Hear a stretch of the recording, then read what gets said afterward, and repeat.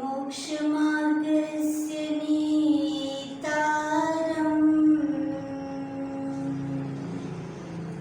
वेत्तारं कर्मपूरिताम्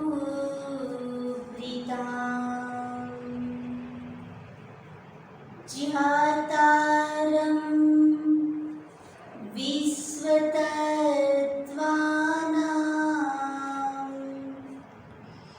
वन्दे तद्गुणलब्धये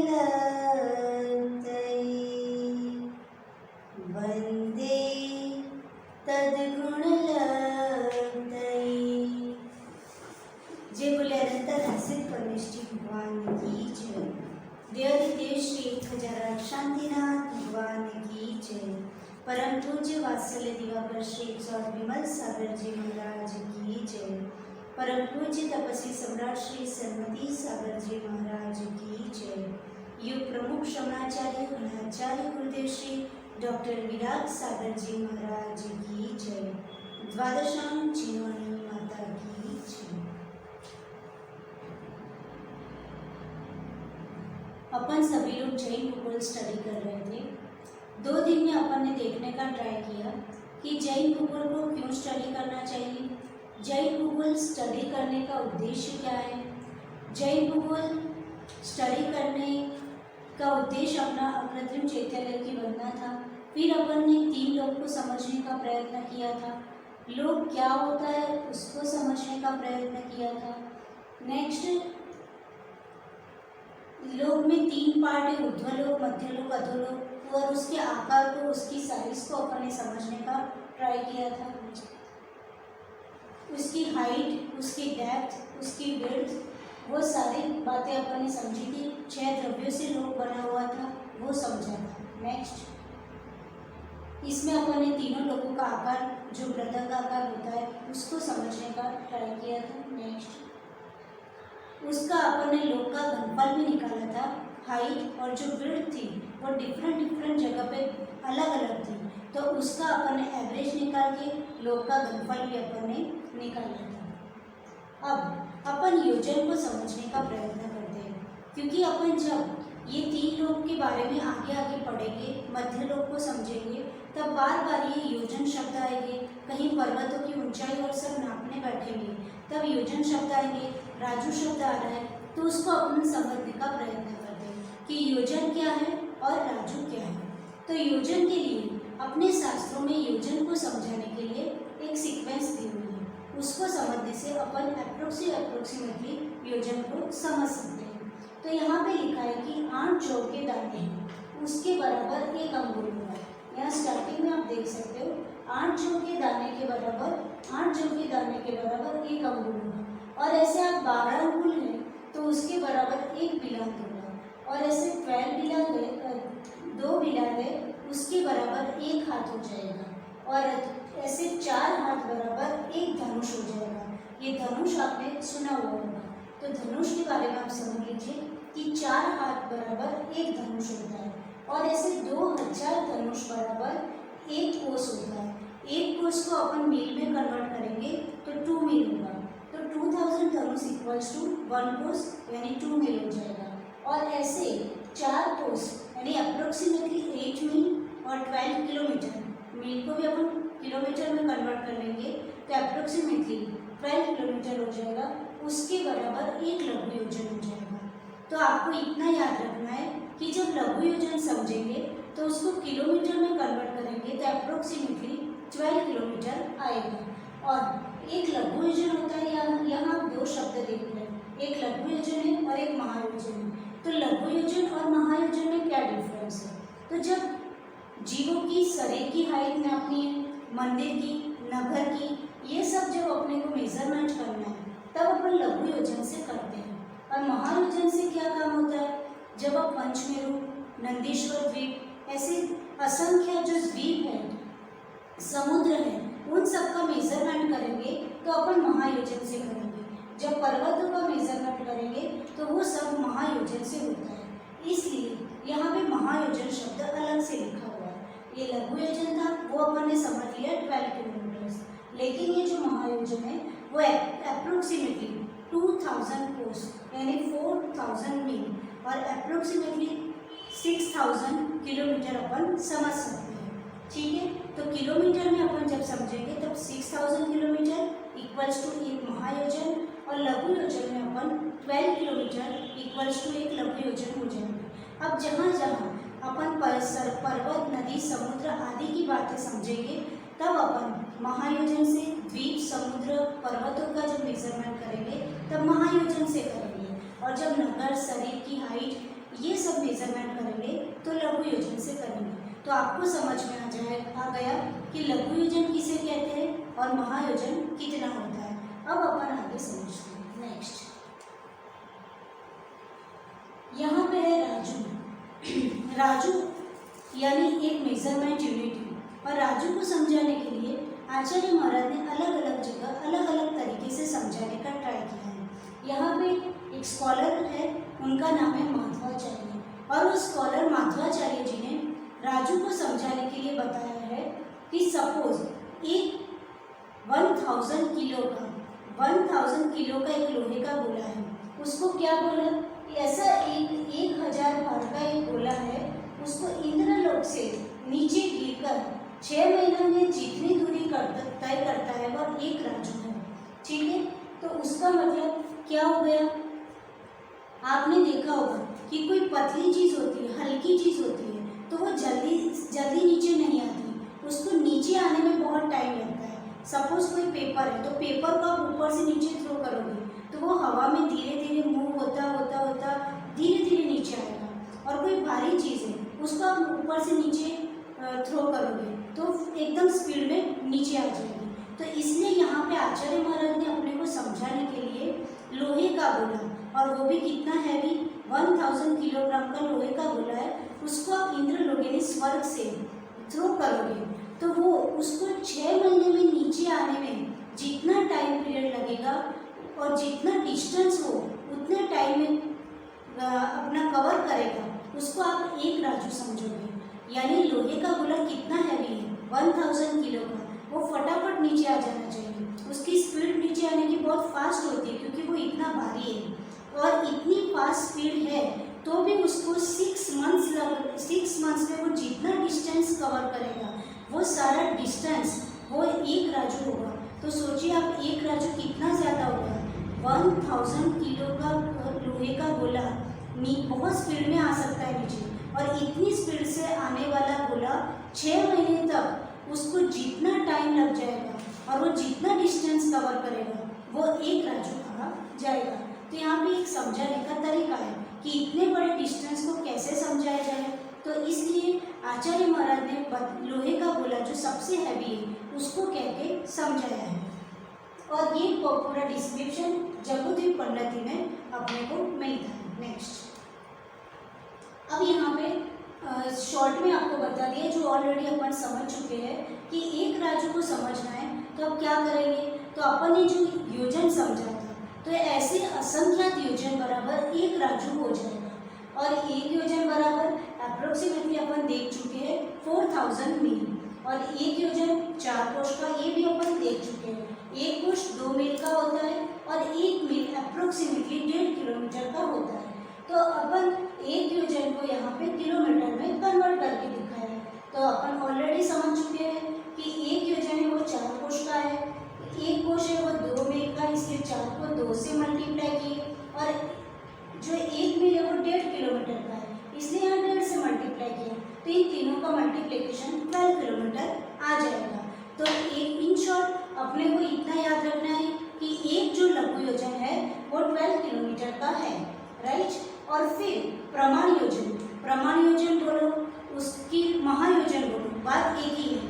तो अपन ने देख चुके हैं कि जो प्रमाण योजन यानी महायोजन है वो कितना है, तो जो 12 किलोमीटर जो अपने को योजन का आंसर मिला लघु योजन का, उसको 500 से मल्टीप्लाई कर दो तो आपको क्या मिल जाएगा, महायोजन मिल जाएगा। जो लघु योजन है उसको 500 से मल्टीप्लाई करोगे तो आपको महायोजन यानी प्रमाण योजन मिल जाएगा, जो ऑलरेडी अपन 6000 किलोमीटर समझ चुके हैं। तो एक महायोजन बराबर 6000 किलोमीटर हो जाएगा। तो आपको शॉर्ट में ये पूरी स्लाइड से इतना याद रखना है कि एक लघु योजन बराबर 12 किलोमीटर और एक महायोजन बराबर 6000 किलोमीटर। जिससे अपन जहाँ जहाँ जैसे पर्वत, नदी, समुद्र आएंगे, जैसे शरीर की हाइट आएगी, उसके अकॉर्डिंग अपन डिसाइड करेंगे कि हमको यहाँ लघु योजन से समझना है कि महायोजन से समझना है। नेक्स्ट, अब जो अपन राजू समझ रहे थे, तो यहाँ पे राजू को समझाने के लिए आचार्य महाराज ने यहाँ पे दूसरा एक एग्जाम्पल दिया है। क्या एग्जाम्पल दिया है? नमोकार मंत्र एक ग्रंथ है, और नमोकार मंत्र ग्रंथ में आचार्य श्री देशभूषण जी महाराज जी है, इस समय में 1 लाख योजन, फर्स्ट समय में 1 लाख योजन, यानी कोई देवगति का जीव है और वो एक समय दैट मीन्स ये समय यानी सेकेंड मत समझना, समय यानी मिनट मत समझना, समय यानी घंटा मत समझना, समय ये बहुत ही काल का मेजरमेंट करने के लिए सूक्ष्म यूनिट है, उससे सूक्ष्म कुछ नहीं है। यानी समझाने के लिए यह कहा जाता है कि अपन एक बार पलक झपकते हैं उसमें असंख्यात समय चले जाते हैं। तो जब एक बार पलक झपकने में असंख्यात समय चले जाते हैं तो फिर एक समय कितना सूक्ष्म होगा? तो एक समय अति सूक्ष्म होगा। तो पहले एक समय में वो कितना डिस्टेंस कवर करता है? तो 1 लाख योजन का डिस्टेंस कवर करता है। कौन? ऐसा स्पीड वाला देव, जो जिस देव की स्पीड कैसी है कि वो एक समय में 1 लाख योजन डिस्टेंस को कवर करता है, दूसरे समय में वो 2 लाख योजन की डिस्टेंस को कवर करता है, मीन्स डबल होता जा रहा है। इसी प्रकार हर समय दुगना गमन करता है, यानी हर बार वो आगे दुगना गमन करता जाता है। और ऐसे 2.5 सागर यानी 25 कोड़ा कोड़ी उद्धर पल्ले तक वो लगातार बिना रुके चलता रहे, तब वह क्या आधा राजू चल पाएगा। तो इतना समझ में आया? जो देव है और देव की स्पीड बहुत होती है, तो वो एक समय में कितना 1 लाख योजन चलेगा, फिर दूसरे समय में 2 लाख योजन यानी डबल किया। ऐसा प्रति समय ईच एंड एवरी समय में हम डबल करते जाएंगे, और ऐसा करते करते वो नॉन स्टॉप कितने 2.5 सागर यानी 25 कोड़ा कोड़ी उद्धार पल्ले तक जब लगातार बिना रुके चलता जाएगा, ठीक है, तब वो सिर्फ आधा राजू कवर कर पाएगा।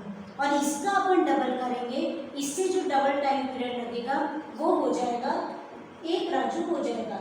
इससे 2 गुणा करने पर जो क्षेत्र आया होगा वह 1 राजू का क्या हो जाएगा? क्षेत्र हो जाएगा। तो 1 राजू का क्षेत्र कितना बड़ा होता है वो आप लोगों को समझ में आ गया होगा। इतना अपने को समझना।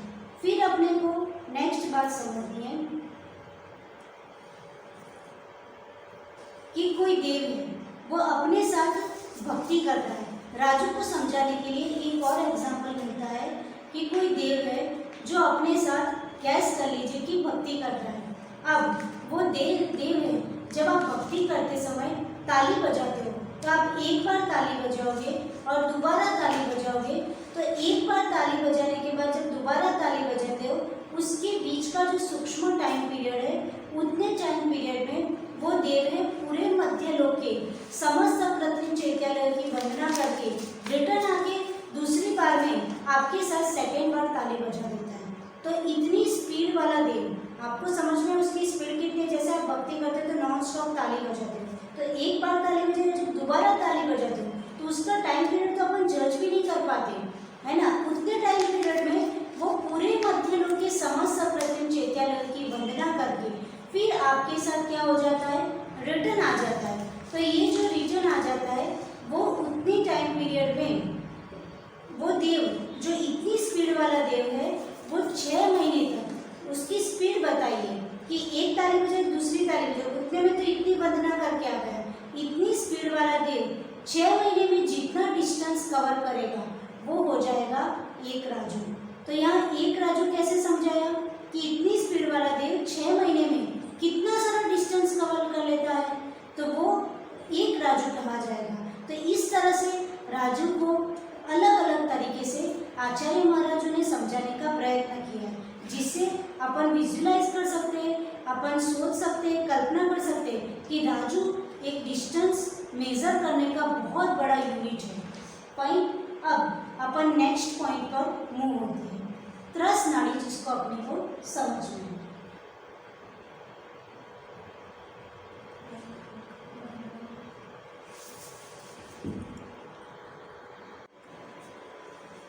अपन 3 लोग में जो त्रस नाड़ी है उसको समझने का ट्राई करते हैं।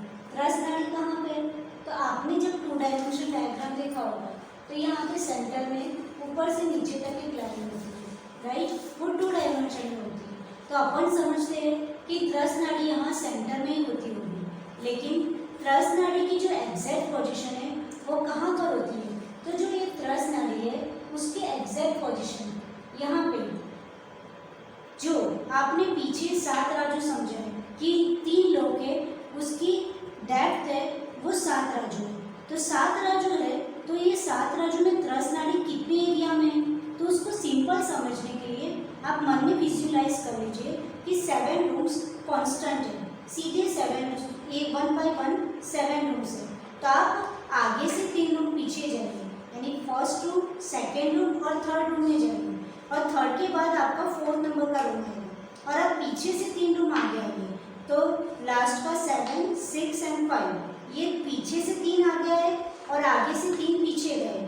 तो बीच का जो चौथे नंबर का जो रूम है, राइट, एक रूम को 1 राजू का आप गैस कर लीजिए, और जो 7 राजू उसकी डेप्थ है तो उसमें जो चौथे नंबर का है तो वो चौथे नंबर का क्या हो जाएगा? आपका त्रस नाड़ी हो जाएगी। यानी त्रस नाड़ी कितनी है, कहाँ पर है? तो त्रस नाड़ी 1 है, और वो कहाँ पर है? तो 7 राजू जो पीछे डेप्थ है उसमें 3 राजू आगे से पीछे जाइए और पीछे से 3 राजू आगे आइए, तो बीच का जो एक राजू है वहाँ पर त्रस नाड़ी की एग्जैक्ट पोजीशन है।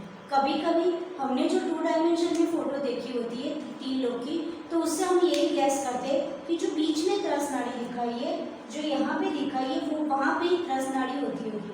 नहीं, पर 2 डायमेंशन में दिखाने के लिए यहाँ पे ही दिखा सकते हैं, इसलिए 2 डायमेंशन पिक्चर्स में इधर दिखाते हैं। लेकिन ये 3 डायमेंशन पिक्चर इसीलिए क्रिएट किया गया है जिससे आप त्रस नाड़ी की एग्जैक्ट पोजीशन कहाँ पर होती है वो आप देख सको, कि पीछे से 3 राजू आगे आओ और आगे से 3 राजू पीछे जाओ, और बीच का जो एरिया है वो आपका क्या हो जाएगा? त्रस नाड़ी का एरिया हो जाएगा। नेक्स्ट आप देख सकते हो त्रस नाड़ी।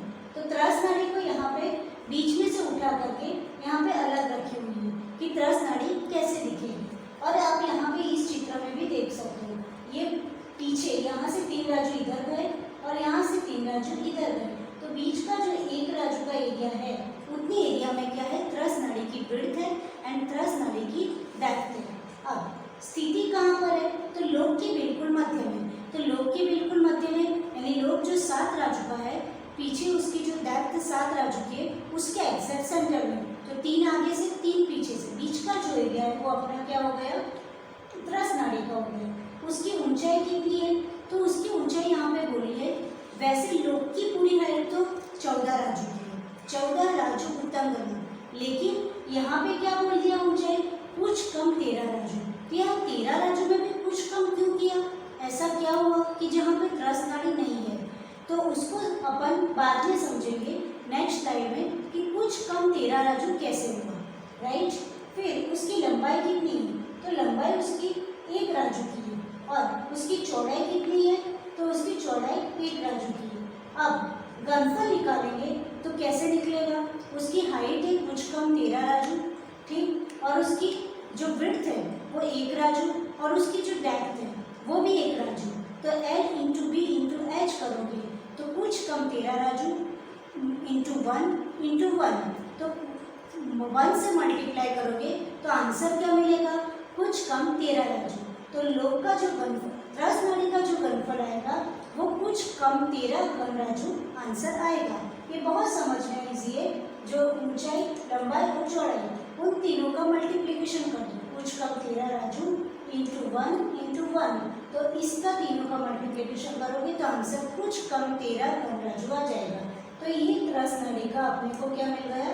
घनफल मिल गया। अब यहाँ पे लिखा है आकार कैसा है, तो समझाने के लिए लिखा है कि जैसे ट्यूबलाइट का खोखा होता है, आपने ट्यूबलाइट रखने का खोखा देखा होगा, तो वह कैसा होता है? उसकी हाइट बहुत अच्छी होती है, हाइट ज़्यादा होती है, लेकिन उसकी जो विड्थ होती है, विड्थ कम होती है, और उसकी डेप्थ भी कम होती है, यानी विड्थ एंड डेप्थ सेम होती है जो ट्यूबलाइट रखने का जो खोखा होता है उसकी, और उसकी हाइट ज़्यादा होती है। तो वैसे ही त्रस नाड़ी है कि उसकी हाइट तो कुछ कम 13 राजू है, लेकिन उसकी विड्थ एंड डेप्थ क्या है? 1 राजू की है। तो इस समझाने के लिए बोल दिया कि ट्यूबलाइट का जो खोखा होता है वैसे त्रस नाड़ी की सिचुएशन त्रस नाड़ी दिखती है। आप लोगों को त्रस नाड़ी की एग्जैक्ट पोजीशन समझ में आ गई होगी कि जहाँ पे 2 डायमेंशन में देखी जाती है वहाँ पे एग्जैक्ट वहाँ पे नहीं होती है, वो पीछे 3 राजू जाके पीछे जो 4th राजू का एरिया है और पीछे से जब 3 राजू आगे आएंगे तो बीच का जो 1 राजू का एरिया है वहाँ पे त्रस नाड़ी की सिचुएशन होती है। नेक्स्ट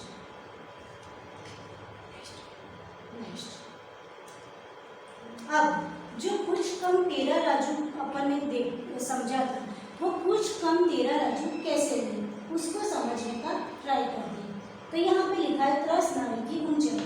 अब त्रस नाड़ी है उसको त्रस नाली भी बोल सकते हैं। वहाँ पे कॉर्नर पे लिखा हुआ है त्रस नाड़ी की ऊंचाई, तो आप उसको डरना मत। चाहे शास्त्र में दोनों प्रकार के शब्द आते हैं, त्रस नाड़ी अथवा त्रस नाली, दोनों एक ही बात है।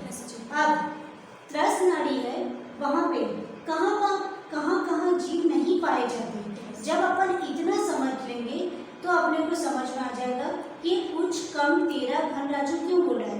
अब त्रस नाड़ी शब्द से ही समझ में आता है कि जहाँ पे त्रस जीव पाए जाते होंगे उसे त्रस नाड़ी कहते हैं।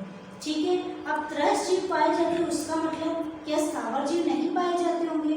तो स्थावर जीव है वो तो पूरे तीनों लोकों में ठसाठस भरे हुए हैं, लेकिन जो त्रस जीव है वो त्रस जीव कहाँ पे पाए जाते हैं? सिर्फ त्रस नाड़ी में पाए जाते हैं। इसका प्रीवियस डायग्राम करो।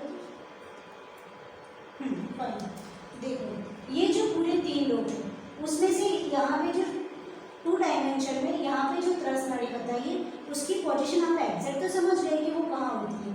तो ये जो पूरी त्रस नाड़ी है उस त्रस नाड़ी में त्रस जीव ठसाठस भरे हुए हैं, इसलिए इसका नाम क्या कह दिया? त्रस जीव। तो उसका मतलब ये त्रस जीव है वो बाहर का जो ये लोक है उसको स्थावर लोक बोलते हैं। ये त्रस नाड़ी के अलावा जो एरिया रिमेनिंग है ये सारे रिमेनिंग एरिया को स्थावर लोक बोलते हैं। तो स्थावर लोक बोलते हैं तो फिर बात आई कि क्या यहाँ के जो स्थावर जीव है क्या त्रस नाड़ी में नहीं होते? तो स्थावर जीव तो तीनों लोकों में ठसाठस भरे हुए हैं, वो यहाँ पर भी है और यहाँ पर भी है, लेकिन जो त्रस जीव है वो ये त्रस नाड़ी में ही होते हैं। तो यहाँ त्रस जीव की बहुलता होने से इसको त्रस नाड़ी बोल दी। और ये जो पूरा एरिया है जिसको अपन स्थावर लोक बोलते हैं वो स्थावर जीव वहाँ पे पाए जाते हैं और यहाँ पे भी पाए जाते हैं, लेकिन यहाँ पे त्रस जीव नहीं पाए जाते, इसलिए उस एरिया को स्थावर लोक कह दिया और इस एरिया को त्रस नाड़ी कह दिया। अब हमको ये समझना था कि कुछ कम 13 घन राजू क्यों बोला गया, तो ऐसा क्या है जिससे हम समझ पाए। तो इस डायग्राम में आप देख रहे हैं कि कुछ कम 13 राजू कैसे हैं। थोड़ा एक बार प्रीवियस आ जाओ।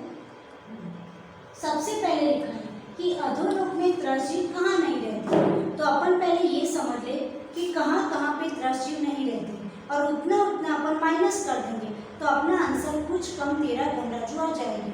क्योंकि त्रस नाड़ी की हाइट कुछ कम 13 घन राजू है, उसका मतलब कोई ऐसा पोर्शन है जहाँ पे त्रस जीव नहीं रहते।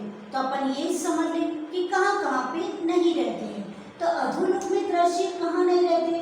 तो सबसे पहले लिख दिया 7वीं पृथ्वी के मध्य भाग के बाद, यानी जो अपना 3 लोक है उसमें जो 7वीं नंबर की पृथ्वी है उसका जो बीच का एरिया है, यानी 7 जैसे सपोज 7वीं पृथ्वी कितनी है तो उसका इतना आधा एरिया है, तो आधा एरिया ऊपर से नीचे आएंगे, फर्स्ट नरक, second, third, fourth and fifth and 6, 7। तो जो ऊपर से जैसे सपोज ये 7वीं नरक पे आप पहुंचे तो 7वीं नरक का आधा पोर्शन है वहां तक तो त्रस जीव रहते हैं, लेकिन ये 7वीं नरक के आधे पोर्शन की जो नीचे का पोर्शन है वहां पे त्रस जीव नहीं रहते। दैट मीन्स त्रस नाड़ी की जो एग्जैक्ट पोजीशन है वो भी कहाँ तक है कि 7वें नरक के आधे तक। ठीक है, वो येलो वाला डायग्राम कर दीजिए 3 लोग और फाइन। इसमें आप देख सकते हो कि ये जो त्रस नाड़ी है तो वो त्रस नाड़ी कहाँ तक मिलेगी, जैसे ये 7वां नरक है तो ये 7वां नरक के आप आधा कर लीजिए तो आधे तक की त्रस नाड़ी होगी। जैसे ये त्रस नाड़ी आएंगे तो वे कहाँ तक होगी, ये आधे तक की त्रस नाड़ी होगी। इस त्रस जीव है वो सिर्फ ऊपर से लेके यहाँ पे अधोलोक में सिर्फ आधे तक पाए जाते हैं। तो तो आपको डायग्राम से समझ में आ गया कि त्रस्त जीव कहाँ तक पाए जाते हैं। तो अधोलोक में कहाँ तक, तो ऊपर से लेके ये आधे तक ही त्रस्त जीव पाए जाते हैं। नेक्स्ट अब ये आपका पॉइंट क्लियर हो गया। अब दूसरा बोला कि एक राज्य जो कलकल नाम का स्थावर लोक है वहां पर भी त्रस्त जीव नहीं पाए जाते। तो उसको अपन डायग्राम में देखते हैं कि ये कहाँ पर है। प्रीवियस डायग्राम को फाइन। तो ये आप देख रहे हो, ये कलकल पृथ्वी है। क्या है, कलकल पृथ्वी। ये तो 1 2 3 4 5 6 एंड 7 ये आपके क्या हो गए, नरक हो गए, राइट। और ये आपका क्या है, स्थावर लोक, जिसको अपन निगोद भी बोलते हैं। तो यहाँ पे त्रस्त जीव नहीं पाए जाते हैं, यहाँ पे सिर्फ स्थावर जीव पाए जाते हैं। तो कितना एरिया अपना कैंसिल हो गया, ये 7वें नरक का आधा और ये निगोद स्थावर लोक जिसको अपन बोलते हैं वो पूरा एरिया में त्रस्त जीव नहीं पाए जाते, राइट।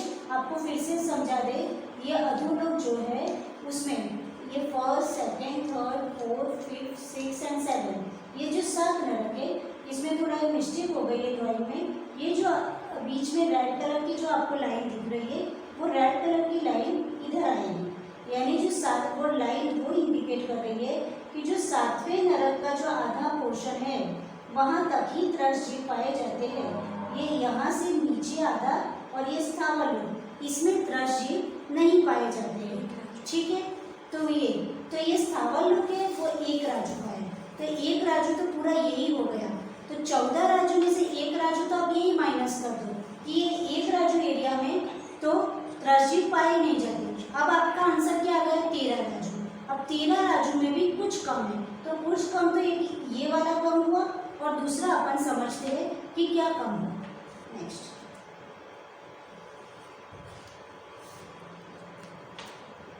नीचे क्या लिखा है, नीचे 3999% योजन, अर्थात यहाँ पे लिखिए फिगर 3,19,4,666 इतने धनुष में त्रस्त जीव नहीं होते हैं। यानी एक तो यहाँ पूरा फिगर आचार्य महाराज कितने महान थे कि उन्होंने पूरा काउंट करके दिया है कि नीचे अधोलोक में से हमको कितना माइनस करना है, अधोलोक के कितने एरिया में त्रस्त जीव नहीं होता है। तो उन्होंने फिगर दे दी कि 3,19,94,666 सहित 2/3, ठीक है, 2/3 इतने एक धनुष एरिया में त्रस्त जीव अधोलोक में नहीं पाए जाते। तो उन्होंने ये पूरा अपने को काउंट करके बताया। अब और कौन से एरिया है जहाँ पे त्रस्त जीव नहीं पाए जाते, ये तो अपन ने अधोलोक का समझा, राइट। ये जो फिगर आई वो अधोलोक के जो एरिया है जहाँ पे त्रस्त जीव नहीं पाए जाते उसकी फिगर आई। अब ऊर्ध्वलोक में कहाँ पे त्रस्त जीव नहीं पाए जाते, तो उसको अपन यहाँ पे समझते हैं कि ऊर्ध्वलोक में त्रस्त जीव कहाँ नहीं रहते। तो सबसे पहले बोला सर्वर सिद्धि विमान से ईसत प्रादभाग का अंतर 12 योजन है। दैट मीन्स 12 योजन को यहाँ धनुष में कन्वर्ट किया है तो वो 96,000 धनुष हो जाएंगे। तो अब सर्वर सिद्धि विमान कहाँ है, ईशत प्रादभाग क्या है, ये अपन डायग्राम में समझते हैं। फाइन, इसको थोड़ा जूम कर ऊपर का ये वाला इसको टॉप पे ले जाओ और थोड़ा ठीक। फाइन, यहाँ पे इस डायग्राम में आप देख रहे हो कि ये जो लाइन है उसको क्या बोला है, ईसत प्रादभाग पृथ्वी। आप यहाँ पढ़ पा रहे होंगे, ये जो आपकी लाइन है उसको बोलिए ईसत प्रादभाग पृथ्वी। और वो क्या बोला था अभी कि जो ईसत प्रादभाग पृथ्वी है वो सर्वर सिद्धि विमान से 12 योजन डिस्टेंस वाली है। तो ये आपका सर्वर सिद्धि का विमान है, ये जो लाइन है वो सर्वर सिद्धि का विमान यहाँ पे फिनिश हो गया, ठीक है। उसके बाद ये आपका 12 योजन का क्या हो गया, डिस्टेंस हो गया। तो सर्वर सिद्धि विमान के ध्वज दंड से 12 योजन, ये सर्वर सिद्धि विमान का एक ध्वज दंड है, ये आपको ध्वजा जैसा दिख रहा होगा, ये ध्वज दंड है। और ये जो दिख रहा है बीच का डिस्टेंस, वो बीच का डिस्टेंस 12 योजन का है। और थोड़ा जूम कर लीजिए जिससे जिससे समझने में इजी हो जाए।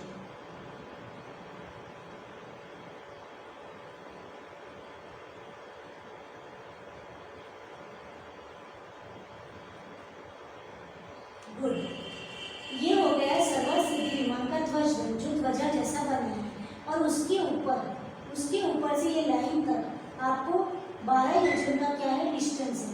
तो सर्वर सिद्धि विमान की ध्वज दंड से 12 योजन की डिस्टेंस पर आपको ईसर प्रागवा नाम की पृथ्वी मिलेगी। ये लिखा हुआ ईसर प्रागवा पृथ्वी 12 योजन का अंतर है। तो ये 12 योजन के अंतराल पे ईसर प्रागवा नाम की पृथ्वी मिलेगी। तो ये जो डिस्टेंस है उस डिस्टेंस में भी दृष्टजीव नहीं पाए जाते। अब देखते हैं और कहाँ नहीं पाए जाते। नेक्स्ट स्लाइड पर। हाँ ठीक है। अब लिखा है कि जो ईसर प्रागवा जो पृथ्वी है उसकी मोटाई 8 योजन यानी 64,000 धनुष की है। ठीक है, तो ये जो 64,000 धनुष की जो मोटाई है वहां पे भी दृष्टजीव नहीं पाए जाते। तो उसको अपन डायग्राम से समझेंगे इसको। और तीसरा इन्होंने बताया कि तीनों शिखरवर्ती वात वलय, यानी जो वात वलय है वो अभी हम डायग्राम में दिखा रहे हैं। सिर्फ आप मन में 3 चीजें रख लीजिए। सबसे पहला तो मैंने बता दिया सर्वर सिद्धि विमान का ध्वज दंड से ईशान प्रागवा जो पृथ्वी है उसका जो बीच का गैप जो 12 योजन का है, यानी उसको धनुष में देखें तो 96,000 धनुष का है, वहां पे दृष्टजीव नहीं होते। दूसरे कहाँ पे, तो जो ईसर प्रागवा पृथ्वी है वो भी 8 योजन उसकी विड्थ है, और वो 8 योजन यानी 64,000 धनुष हो जाएगा। तो उसमें भी दृष्टजीव नहीं पाए जाते। और लास्ट में बताया कि जो तीनों शिखरवर्ती वात वलय है उसको हम अभी डायग्राम में आपको दिखा रहे हैं। वो 2 कोश के, एक गणोदधि वात वलय, घन वात वलय और तनु वात वलय, 2 कोश, 4 कोश और 1575 धनुष। 2 कोश में यहाँ धनुष में किया तो 4000, 1 कोश को धनुष में किया तो 2000 धनुष, और तीसरे वात वलय 1575 धनुष। तो ये जो तीनों वात वलय है वो जितने एरिया में वात वलय है उतने एरिया में भी दृष्टजीव नहीं पाए जाते। अब अपन प्रीवियस फिगर पे आ जाओ, उसमें बहुत अच्छे से समझने का ट्राई करते हैं। इसको जूम कर लेते हैं।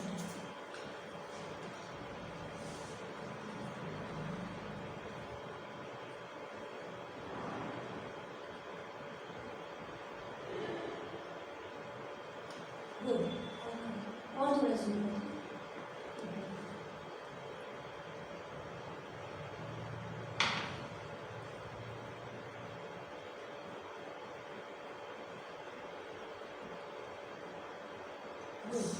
ठीक, ये आपका सर्वर सिद्धि विमान का ध्वज दंड, उसके बीच का 12 योजन का गैप, दैट मीन्स 96,000 धनुष, यहाँ पे दृष्टजीव नहीं पाए जाते। फिर ये जो ईसर प्रागवा पृथ्वी है, ठीक है, ईसर प्रागवा पृथ्वी की जो विड्थ है वो कितनी है, तो ईसर प्रागवा पृथ्वी की विड्थ 8 योजन की है। 8 योजन का जो एरिया है वहाँ पे भी दृष्टजीव नहीं पाए जाते। और फिर बोला था तीनों शिखरवर्ती वात वलय। तीनों शिखरवर्ती क्यों बोला, टॉप का एरिया, यानी वात वलय तो सभी जगह है, आप चारों डायरेक्शन में देख सकते हो, सभी ओर से लोग को वात वलय घेरे हुए हैं। वो अपन वात वलय समझेंगे, तब वात वलय क्या होता है वो अपन नेक्स्ट समझेंगे। अभी आप ये समझ लीजिए कि ये जो तीनों वात वलय जो आपको ब्लैक कलर में दिख रहा है, ये जो ब्लू कलर में दिख रहा है, और ये जो रेड कलर में दिख रहा है, ये जो तीनों वात वलय है, तो ये तीनों वात वलय का कितना एरिया है, तो ये जो गणोदधि वात वलय उसका 4000 धनुष, ये गण वात वलय उसका 2000 धनुष, और ये ऊपर सबसे ऊपर जो तनु वात वलय है उसका 1575 धनुष। ठीक है, तो इतने तीनों वात वलय का जो डिस्टेंस है, ये तीनों वात वलय में भी दृष्टजीव नहीं पाए जाते। तो आप समझ गए होंगे ये तीनों वात वलय में नहीं पाए जाते। जितनी ईसर प्रागवा पृथ्वी की मोटाई है उतने 8 योजन एरिया में नहीं पाए जाते।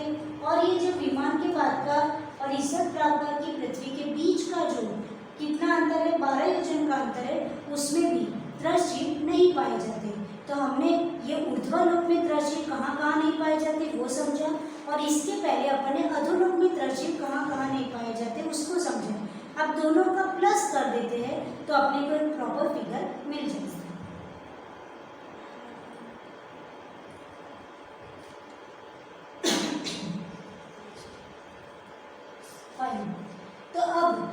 हमने जो अधोलोक में देखा था उसको यहाँ लिख दिया 3,90,94,666 2/3 इतने धनुष एरिया में अधोलोक में त्रशीव नहीं पाए जाते। अब जो ऊर्ध्वलोक का एरिया था उसको यहाँ पे अपन पुट करते हैं कि सबसे पहले जो वैल्यूजन का जो डिस्टेंस है दैट मीन्स उसको धनुष में कन्वर्ट कर दिया तो 96,000 धनुष। जो ईसर प्रकार की जो मोटाई थी उसको धनुष में कन्वर्ट किया दैट मीन्स 64,000 धनुष। और ये जो तीनों शिखरवर्ती बात वाले थे तो ये दो कोस दैट मीन्स 4,000, ये 2,000 और ये 1575 तो 4,000, 2,000, 1575 ये सबका अपन ने प्लस कर देते हैं। तो प्लस करेंगे तो 7575 धनुष हो जाएगा। तो ये तीनों का प्लस 7575 ये 64,000 धनुष यहाँ से पुट किए 96,000 धनुष यहाँ से पुट किए। तो आपको समझ में आ गया। अब ये तीनों का प्लस ये अधोलोक का त्रशीव कहाँ नहीं पाए जाते तो अधोलोक की त्रशीव कहाँ नहीं पाए जाते प्लस ऊर्ध्वलोक में त्रशीव कहाँ नहीं पाए जाते। ये दोनों का प्लस करने पर ये फिगर आपके सामने आ जाएगी 3,21,62,241 2/3। ठीक है, इतने धनुष कम 13 राजू इतनी त्रस नाड़ी ऊंची होती है। यानी जो 14 राजू की त्रस नाड़ी थी उसमें से लिखा है कुछ कम 13 राजू। तो कुछ कम कितना तो ये आचार्य महाराज जी ने तीनों पन्नति में बता दी कि 3,21,62,241 सहित 2/3 धनुष कम कर दीजिए 13 राजू में उतनी ऊंची आपकी पूरी त्रस नाड़ी है। तो इतना आप लोगों को त्रस नाड़ी के बारे में समझ आ गया होगा। अब अपन त्रस नाड़ी में थोड़ी बातें और समझने का प्रयत्न करते हैं। यहाँ सबसे पहले लिखा है त्रस। तो त्रस जीव होते हैं इस त्रस नाड़ी से बाहर नहीं रहते। ऑलरेडी हम समझा चुके हैं कि त्रस जीव त्रस नाड़ी से बाहर नहीं रहते हैं, इसलिए वो त्रस नाड़ी नाम से प्रसिद्ध है। फिर स्थावर, तो हम ऑलरेडी बता चुके हैं कि स्थावर जीव है वो इस लोक में सर्वत्र पाए जाते हैं और वहाँ भी सूक्ष्म जीव ठसाठस भरे हुए कोई भी प्रदेश ऐसा नहीं है जहाँ पे स्थावर जीव न पाए जाते हैं। बादर जीव, तो बादर जीव वो सिर्फ त्रस नाड़ी में रहते हैं। और तेजसकाई दैट मीन्स अग्निकाई जीव। तो अग्निकाई जीव है वो तेजसकाई जीव सिर्फ कर्म भूमियों में ही पाए जाते हैं। अब ये कर्म भूमि क्या होती है वो अपन जब आगे जम्बूद्वीप समझेंगे तब आपको समझ में आ जाएगा कि कर्म भूमि क्या होती है। आप अपन सभी लोग भी कर्म भूमि के जीव हैं।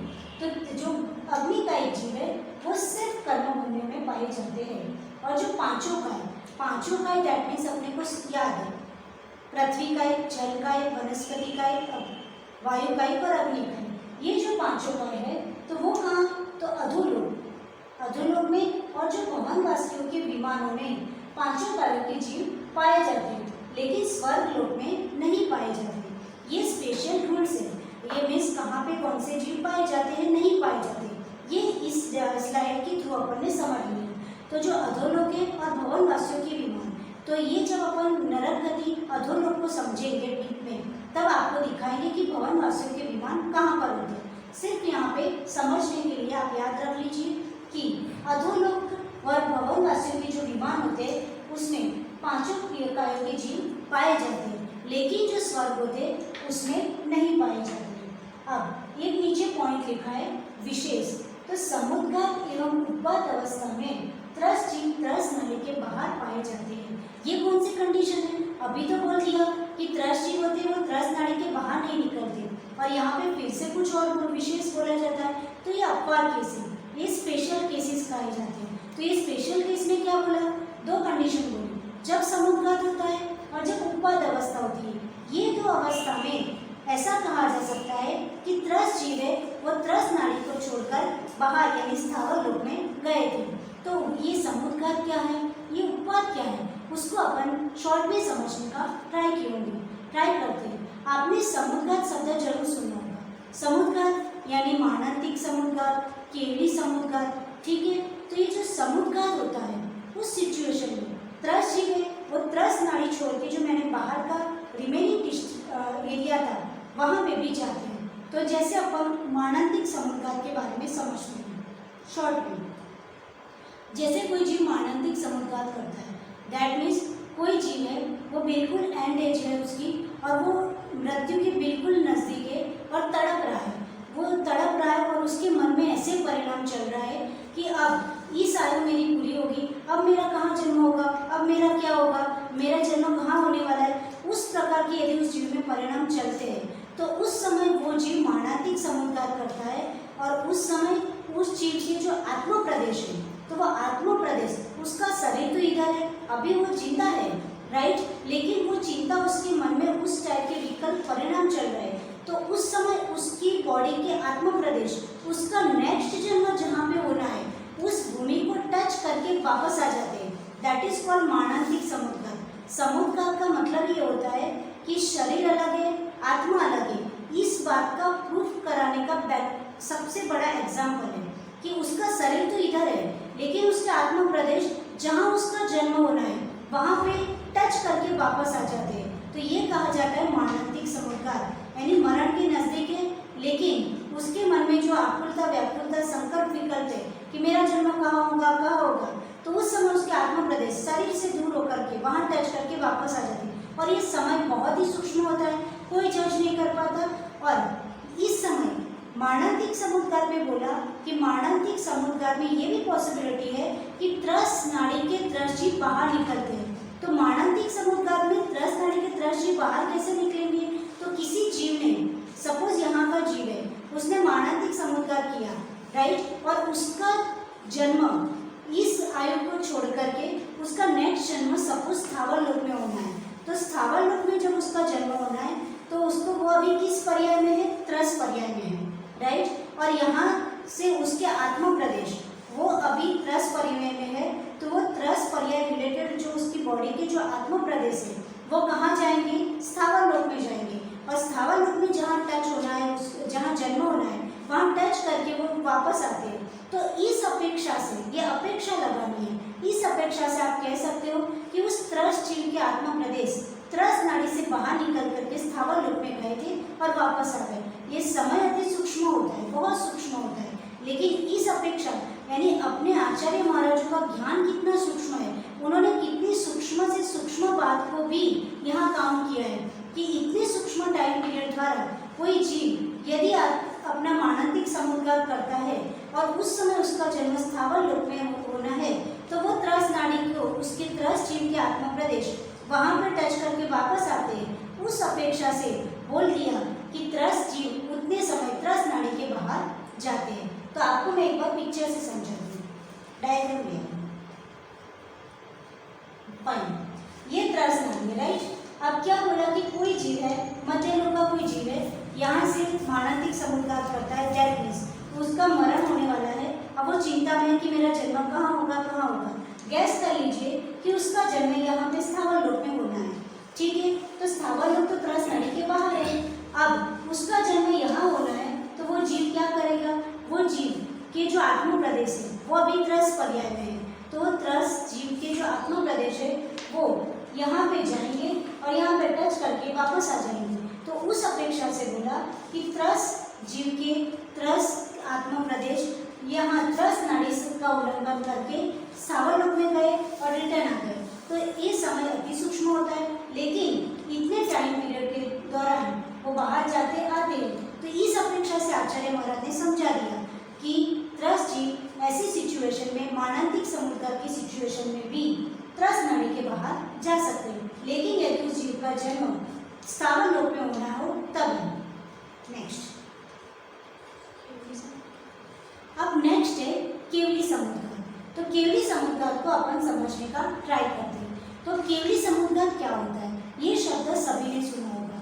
तो केवली समुद्घात मतलब भगवान होते अरिहंत भगवान, उनके जब आयु होती है वो बहुत कम बचती है और उनके कर्मों की स्थिति ज़्यादा बचती है। आयु कम, कर्मों की स्थिति ज़्यादा, तो फिर आयु पूरी हो जाएगी तो वो रिमेनिंग कर्मों को कौन भोगेगा? तो इसलिए उस समय भगवान केवली समुद्घात करते हैं, ठीक है। तो केवली समुद्घात में क्या प्रोसेस होती है कि जितनी आयु है तो उस कर्मों की स्थिति ज़्यादा है तो वो कर्मों की स्थिति कम करके आयु के बराबर की जाती है, राइट। तो वो आयु कर्मों की स्थिति कम करने के लिए उस समय केवली समुद्घात करते हैं। और केवली समुद्घात में जो भगवान की बॉडी के जो आत्मा प्रदेश है वो कहाँ पे फैल जाते हैं? तीनों लोकों में फैल जाते हैं। तीनों लोकों में सर्वत्र उनके आत्मा प्रदेश फैल जाते हैं। जब सर्वत्र फैल जाते हैं उसका मतलब वो उनके आत्मा प्रदेश कहाँ पे गए थे? स्थावर लोक में भी गए थे, त्रस नाड़ी की बाउंड्री के बाहर भी गए थे, राइट। तो इससे भी कहा जाता है कि केवली समुद्घात होता है उस अपेक्षा से, उस सिचुएशन में भगवान की बॉडी के आत्मा प्रदेश यानी त्रस जीव के आत्मा प्रदेश त्रस नाड़ी के बाहर गए थे। एक बार डायग्राम में फिर से आ जाइए। सपोज यहाँ पे विदेह क्षेत्र में कोई तीर्थंकर भगवान है, वहाँ पे हमेशा चतुर्थ काल होता है। वहाँ पे भगवान ने केवली समुद्घात किया, तो केवली समुद्घात करेंगे तो ये जो तीनों लोग हैं, चाहे स्थावर लोक हो चाहे त्रस नाड़ी, तीनों लोगों में सभी प्रदेशों में उनके आत्मा प्रदेश फैल जाते हैं। तो उनके आत्मा प्रदेश जब फैल जाएंगे तो डेफिनेटली यहाँ पर भी जाएंगे, और यहाँ पे गए तो उसका मतलब क्या हो गया कि वो त्रस नाड़ी से उनके आत्मा प्रदेश कहाँ पे गए? स्थावर लोक में गए, त्रस नाड़ी के बाहर गए। तो ये मानांतिक समुद्घात और केवली समुद्घात दोनों आपने समझ लिए। ये दोनों सिचुएशन में त्रस जीव के आत्मा प्रदेश बाहर जाके वापस आ जाते हैं, राइट। तो उतना टाइम पीरियड दौरान, उतने टाइम ड्यूरेशन को हम ये कह सकते हैं कि इतने टाइम ड्यूरेशन के दरमियान वो क्या हो गए? त्रस जीव त्रस नाड़ी का उल्लंघन करके कहाँ पे गए थे? स्थावर लोक में भी गए थे। तो इतना आपको समझ में आ गया।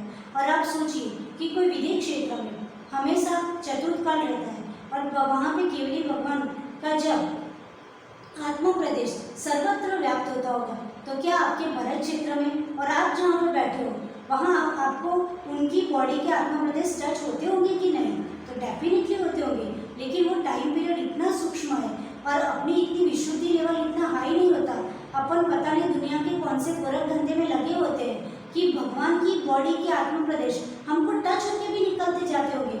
उस समय हमको सुख शांति का भी अनुभव होता होगा, लेकिन उसको हम फील नहीं कर पा रहे हैं। क्यों? क्योंकि हम कहीं, हमारा उपयोग कहीं और लगा हुआ है। तो वो आत्मा प्रदेश जब पूरे सर्वत्र व्याप्त होते हैं तो डेफिनेटली अपन सभी जीवों को वो टच करके निकलते होंगे। तो इस प्रकार केवली समुद्घात होता है, वो आपने समझ लिया। तो समुद्घात आपको समझ में आ गया कि समुद्घात की सिचुएशन में त्रस जीव त्रस नाड़ी के बाहर किस प्रकार से और कितने टाइम ड्यूरेशन, बहुत ही शॉर्ट टाइम ड्यूरेशन के लिए जाते हैं, बहुत सूक्ष्म समय है और उतने में वापस आ जाते हैं। और एक और शब्द था कि उत्पाद, उत्पाद की सिचुएशन में, स्लाइड पे आ जाइए। फाइन, दूसरा वर्ड था उत्पाद अवस्था में भी त्रस जीव त्रस नाड़ी के बाहर जाते हैं। तो उत्पाद अवस्था दैट मीन्स आप ये समझ लो कि कोई जीव है वो स्थावर लोक में, कहाँ पर है? स्थावर लोक में, और उसकी डेथ हो गई, और डेथ होने के बाद उसका नेक्स्ट जन्म कहाँ पे होना है? त्रस नाड़ी में होना है, त्रस नाड़ी में होना है, त्रस लोक में होना है। तो फिर उसका क्या होगा? तो वो जीव क्या करेगा कि उसकी नई आयु तो कहाँ की है? त्रस नाड़ी की है, त्रस नाड़ी में उसको आना है। और उसको गमन करने में कितना टाइम लगता है? एक समय, एकम द्वौ त्रिं वानरकः, ये अपने तत्वार सूत्र में सूत्र पढ़ा है, मैक्सिमम 3 समय लगते हैं, राइट। तो वो एक समय में स्थावर लोक से त्रस नाड़ी में आ जाएगा। तो अब जब स्थावर जीव है, स्थावर लोक में से उसकी डेथ हुई, तो उसके आत्मा प्रदेश कौन से है?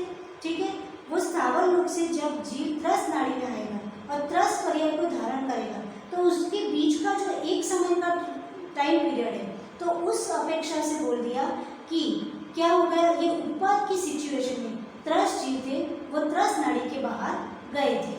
तो स्थावर लोक का जीव जब डेथ करके, उसकी डेथ होकर के वो कहाँ पे आएगा? त्रस नाड़ी में आएगा। तो इस सिचुएशन के टाइम पीरियड के दौरान यहाँ बता दिया कि उत्पाद अवस्था में त्रस जीव होते हैं वो त्रस नाड़ी के बाहर जाते हैं। तो आप लोगों को समझ में आ गया होगा कि उत्पाद और समुद्गत अवस्था में त्रस जीव कैसे त्रस नाड़ी के बाहर जाते हैं। अब अपन आगे नेक्स्ट टॉपिक बात वाले समझेंगे।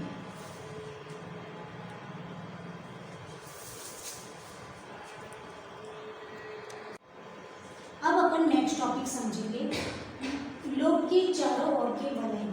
अभी मैंने जब त्रस नाड़ी एक्सप्लेन की थी, त्रस नाड़ी में कुछ कम 13 राज्यों बताया था तब मैंने एक वर्ड बोला था तीनों शिखरवर्ती बात वलय, तो हमने बोला था कि बात वलय अपन बाद में समझेंगे, उसी बात वलय को अपन समझने का प्रयत्न करते हैं। तो ये बात वलय दैट मीन्स व्हाट, बात वलय का मतलब होता है कि हवा है, ठीक है, और वो हवा कैसी है, जैसे अपने यहाँ फ्लो होती है हवा, है ना, बहती है हवा, वैसे वहाँ पे नहीं होती। ये जो हवा होता है वो हवा स्थिर होती है, ठीक है, स्थिर स्वभाव वाली हवा होती है। और बात वलय होते हैं तो वो लोक है, पूरा जो लोक का अपन मैप देखते हैं तो ये लोक का बेस क्या है, लोक किस आधार पर टिका है। जैसे अभी आप बैठे हो तो आप यदि चेयर पे बैठे हो तो आप किस आधार पे हो, चेयर पर, चेयर आपका आधार है, चेयर किस आधार पर है, तो जमीन पर। इस तरह से कोई ना कोई बेस होता है। तो ये जो लोक है तो लोक का बेस क्या है, तो लोक का बेस पूरा क्या है, ये जो बात वलय है वो लोक का बेस होगा, ठीक है। जैसे सपोज ये मेरी बुक है तो बुक का बेस क्या है, तो ये चौकी, ये जो टेबल है वो उसका बेस होगा। इसी तरह से ये जो पूरा लोक का जो पुरुषाकार मैप अपन देखते हैं तो वो किस आधार पर टिका है, उसको टिकाने वाली चीज़ कौन सी है, तो उसको टिकाने वाली चीज़ है जिसको कहा जाता है बात वलय। तो उसको टिकाने वाली चीज़ बात वलय, दैट मीन्स हवा। तो ये हवा होती है वो इतने बड़े 3 लोग, 14 राजू ऊंचा, 7 राजू उसकी डेप्थ, ठीक है, इतने बड़े लोग को वो कैसे हवा टिकाएगी। तो आप समझना, उसको समझाने के लिए ये एक एग्जाम्पल देती हूँ। अपने को सुन के बड़ा अजीब लगता है कि इतना 14 राजू ऊंचे लोग को टिकाने वाली वो हवा है, वो 3 प्रकार की हवा यहाँ पे बता दी। तो ये 3 प्रकार की हवा वो इतने बड़े लोग को टिकाएगी। तो हाँ, जैसे फॉर एग्जाम्पल कोई बहुत बड़ा भारी ट्रक है, तो जो बहुत बड़ा भारी ट्रक है तो वो किस बेस पे टिका रहता है, ट्रक है, तो उसको ट्रक को टिकाने वाली चीज़ कौन है, उसका टायर होता है, और टायर में क्या होती है, हवा होती है। तो वो टायर में जो हवा होती है उसके बेस पे पूरा ट्रक टिका हुआ है। ट्रक यदि चल रहा है, यदि उसमें हवा ना हो तो ट्रक के बाकी और जितने भी मशीन है वो कोई काम की नहीं रह जाएगी। तो इससे अपन कह सकते हैं कि ट्रक है वो पूरा उस हवा के बेस पे टिका हुआ है, उसके आधार पे चल रहा है। तो फिर ऐसे ही आप लोग को समझ लीजिए, ये लोग भी है तो पूरा ये 3 प्रकार के वलय है, बात वलय, उसके ऊपर टिका हुआ है। अब यहाँ पे बता दिया कि लोक का आधार, तो लोक का आधार यानी ये जो पूरा लोक है उसका आधार बोल दिया घनोदधी बात वलय। फिर ये घनोदधी बात वलय है वो किसके ऊपर टिका हुआ है, तो घनोदधी बात वलय का आधार घन बात वलय है।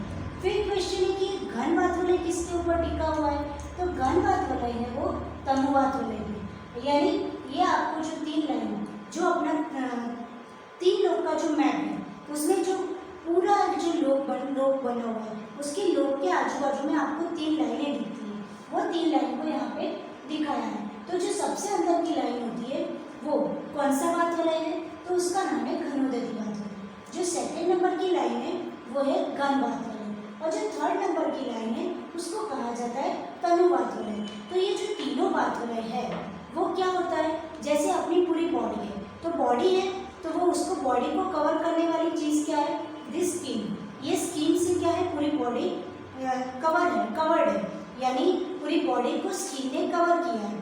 जैसे कोई वृक्ष होता है, ट्री होता है, तो ट्री को किसने कवर किया, छाल। जैसे ट्री को छाल चारों ओर से लपेटी हुई होती है, ठीक है, जैसे इस बॉडी को चारों ओर से ये स्किन ने कवर किया हुआ है, वैसे ही ये पूरे लोक को ये बात वलयों ने क्या किया हुआ है, कवर किया हुआ है, पूरी चारों ओर से कवर किया हुआ है। तो ये जो लोक का आधार, तो सबसे पहले ये जो लोक है उसका आधार घनोदधी बात वलय, घनोदधी बात वलय का आधार घन बात वलय, और घन बात वलय का आधार तनु बात वलय। अब क्वेश्चन है कि तनु बात वलय है वो किसके आधार पे रहता है, तो वो लिख दिया कि आकाश, क्योंकि अपन ने देखा था स्टार्टिंग में कि जो अनंत आकाश है, अनंत आकाश के बीच में सेंटर में क्या है, 3 लोक है, राइट। तो अनंत आकाश के सेंटर में 3 लोक है, तो पूरा लोक है वो घनोदधी पे डिपेंड, घनोदधी बात वलय वो घन बात वलय पे डिपेंड, घन बात वलय वो तनु बात वलय। फिर ये तनु बात वलय का बेस कौन सा है, तो जो अनंत आकाश है वो क्या हो गया, तनु बात वलय का बेस हो गया। तो ये आपको ये दोनों ही समझ में आ गया कि कौन किसके आधार पे टिका हुआ है। अब क्वेश्चन है कि घनोदधी बात वलय किसे कहते हैं, घनोदधी मीन्स व्हाट, दैट मीन्स जो ठोस वायु होती है जिसमें जल का घेरा होता है जल मिश्रित जो वायु होती है उसको क्या कहा जाएगा, यानी ठोस वायु भी है, मोटी वायु, ठोस दैट मीन्स मोटी वायु, गुजराती में बोलते हैं झाड़ी वायु, राइट। तो जो ठोस वायु है उसमें जल का घेरा, दैट मीन्स ठोस वायु प्लस उसमें जल मिश्रित वायु है,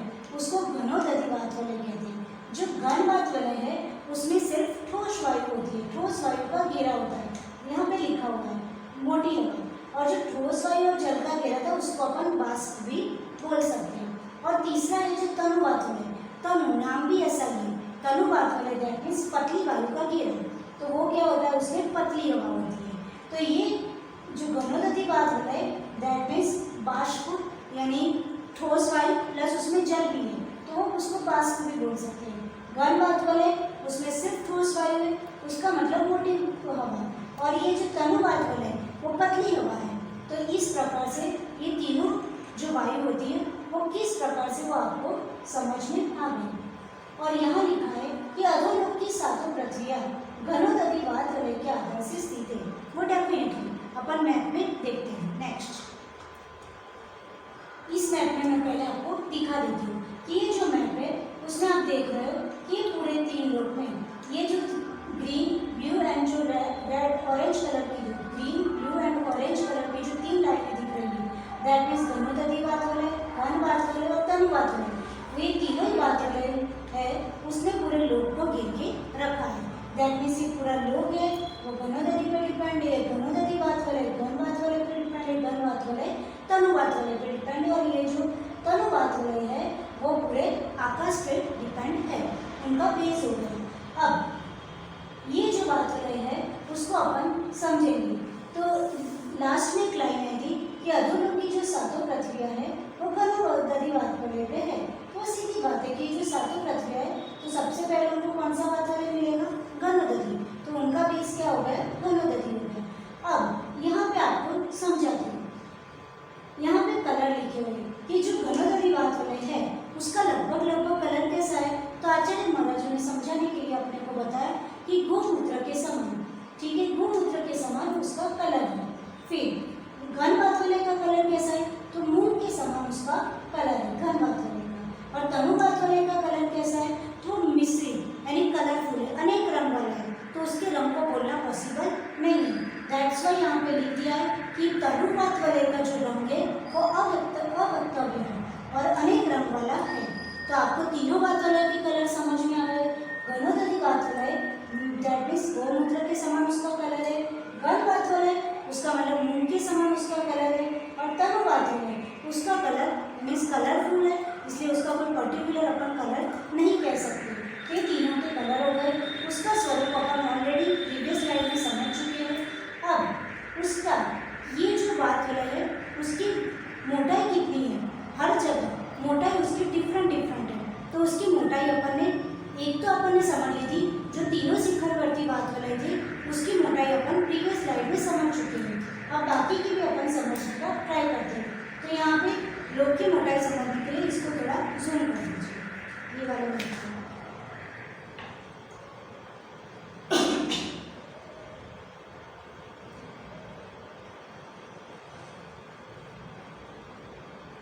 सबसे पहले टॉप पे नीचे से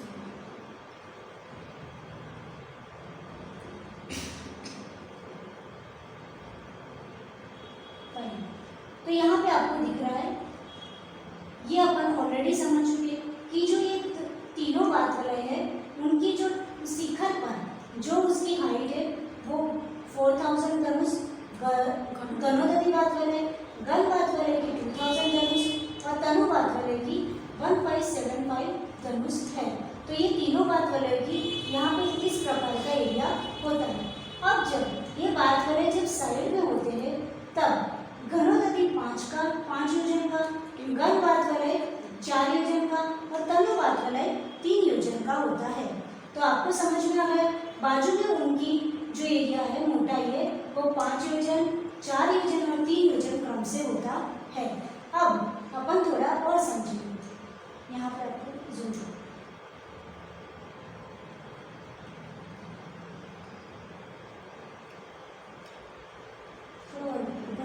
ऊपर ले जाओ, ये ऊपर ले जाओ, फाइन।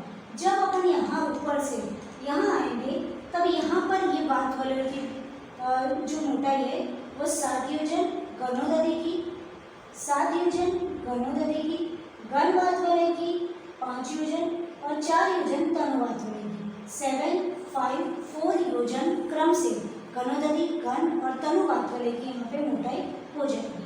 राइट, यहाँ पे 5, 4, 3 योजन था, यहाँ पे 7, 5, 4 योजन हो गया। अब अपन और नीचे देखते हैं कि इनकी मोटाई में कहाँ पर क्या डिफरेंस आता है।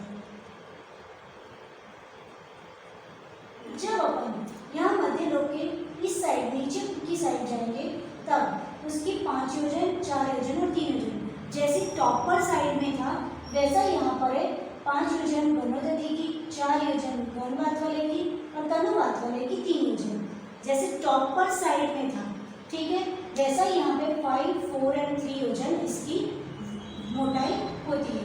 अब नीचे और देखते हैं कि क्या चेंजेस आते हैं। तो यहाँ पर भी जब थोड़ा और गुड, जब अपन अधोलोक में नीचे की साइड यहाँ पर पहुँचेंगे तब 7 योजन, 5 योजन और 4 योजन, 7, 5 और 4 योजन, ठीक है, गनोदरी 7, घन 5 योजन एंड तनुवात वाले 4 योजन, जैसा अपन ने ब्रह्मस्वर के बाजू में देखा था 5, 7, 5, 4 योजन, सेम फिगर यहाँ पर है। और यहाँ पे अपन अधोलोक में जो स्थावर लोक है उसके पार्श्व में देखेंगे तो ये 20,000 योजन, 20,000 योजन, 20,000 योजन क्रम से 20,000 योजन की गनोदरी बात वाले, घन बात वाले और तनुवात वाले की मोटाई है। तो आप यहाँ पे समझ गए। अब यहाँ पे जो लोक का जो बेस है नीचे, तो बेस में भी गनोदरी, घन और तनुवात वाले वो भी 20,000 योजन मोटे हैं। तो आपको पूरे लोक का समझ में आ गया। हम अब नीचे से ऊपर एक बार फिर से रिवाइज कर देते हैं कि जो ये सातों पृथ्वी है, ये पूरे अधोलोक के जो नीचे जो बात कर रहे हैं, सातों पृथ्वी के जो अधोलोक के नीचे जो बात कर रहे हैं वो 20,000 योजन, 20,000 योजन, 20,000 योजन क्रम से मोटे हैं। राइट, और यहाँ पे अपन देखेंगे तो 20,000 योजन, 20,000 योजन, 20,000 योजन क्रम से इधर है। फिर थोड़ा ऊपर पहुंचेंगे तो 7, 5 और 4 योजन क्रम से। राइट, और ये जो आपको बीच का जो आकाश दिख रहा है यहाँ पे, ये हर एक जो नरक है, पहली पृथ्वी, दूसरा पहला नरक, दूसरा नरक, तीसरा, चौथा, पांचवा, ये जो सातों नरक के बीच में भी ये जो एरिया है वहाँ पर भी ये तीनों बात वाले होते हैं। अभी एक और फिगर हमने ड्रॉ करवाई है, उस फिगर में हमने यहाँ पे भी पूरे बात वाले दिखाए हुए हैं, वो अपन उस फिगर को देखेंगे तब आपको शो कराएंगे। ये जो आकाश दिखाया हुआ है, जो वाइट स्पेस दिख रही है वो आकाश है। यहाँ पर तीनों बात वाले जो इधर है वो भी इधर होते हैं। तो आप समझ गए पूरे बात वाले कहाँ पे उसकी मोटाई चेंज होती है। तो टॉप पर था, नीचे से अपन ऊपर से नीचे है, अब नीचे से ऊपर एक बार फिर से देख लेते हैं। नीचे से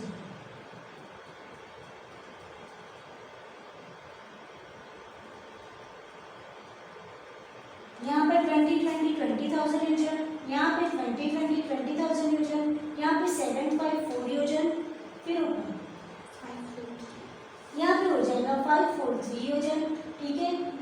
फिर से यहाँ 5, 4 था, यहाँ फिर से आ जाएगा 7, 5, 4 योजन, और अब ऊपर जाएंगे तो यहाँ पे आ जाएगा 5, 4, 3 योजन, और यहाँ टॉप पर 4,000 धनुष, 2,000 धनुष एंड 1,575 धनुष। इस प्रकार गनोदरी, घनवात वाले और तनुवात वाले इसकी आपको कहाँ कहाँ मोटाई चेंज होती है वो समझ में आ चुका होगा। और जिस प्रकार की सिचुएशन इस साइड है उसी प्रकार की सिचुएशन आपको इस साइड समझ लेनी चाहिए। तो इतना अपना 3 लोग के बात विलय के बारे में डिस्क्रिप्शन फिनिश हुआ। तो यहाँ पे अपन ने पूरा 3 लोग का जो बेसिक इंट्रोडक्शन था वो समझना यहाँ पे अपन ने फिनिश किया कि 3 लोग किससे बना हुआ है, उसके बात विलय को समझा, बीच में 3 लोग की हाइट, विड्थ और गहराई को समझा, जो 3 लोग की एग्जैक्ट सेंटर में जो त्रस नाड़ी की पोजीशन कहाँ पर है उसको समझा, त्रस नाड़ी की हाइट को समझा, कहाँ पे त्रस जीव नहीं पाए जाते वो समझा, किन किन सिचुएशन में किस सिचुएशन में ये त्रस नाड़ी को छोड़ करके बाहर जाते हैं, उन सब बातों को अपन ने यहाँ समझने का ट्राई किया। यहाँ पे त्रस नाड़ी और 3 लोग, ये पूरा बेसिक इंफॉर्मेशन 3 लोग की यहाँ पे फिनिश हुई। अब अपन 3 लोग में कहाँ पे रहते हैं? मध्य लोक में रहते हैं। तो उस मध्य लोक में अपनी एग्जैक्ट सिचुएशन कैसी है? मध्य लोक तो यहाँ लाइन ही दिख रही है। वो मध्य लोक में कैसे असंख्य द्वीप और समुद्र है, उसमें से कौन से द्वीप में, कौन से क्षेत्र में, कौन से खंड में अपन कहाँ रहते हैं, और वो पूरे एरिया में अपनी एरिया कहाँ पर है, अपना ये पूरा विश्व जो अपने स्कूल में मैप समझ के रखा है वो कहाँ पर है, पूरी पंचमेरु कहाँ पर है, नंदीश्वर द्वीप कहाँ पर है, कर्मभूमियाँ कितनी होती है, भोगभूमियाँ कितनी होती है, कितने पर्वत है, कितनी नदियाँ हैं, उनकी हाइट कितनी है, उनकी विड्थ कितनी है, ठीक है, कितने अप्रतिम चैत्यालय हैं, वो सारे अप्रतिम चैत्यालय, उन सब की अपन क्या करेंगे, वहाँ पे वंदना करेंगे। तो ये सारी सिचुएशन मध्य लोक का ब्यूटीफुल डिस्क्रिप्शन अब अपन नेक्स्ट में समझेंगे। जिन वाणी के ज्ञान से सूझे लोकालो, सो वाणी मस्तक में सदा देत मुद्रो। हे जिन वाणी भारती तो ये जपऊ दिन दैन, जो तेरी शरणा गए सो पावे सुख चैन। देव बजु अरिहंत को गुरु सेवा निधि ग्रंथ, दया धर्म पालो सदा यही मोक्ष का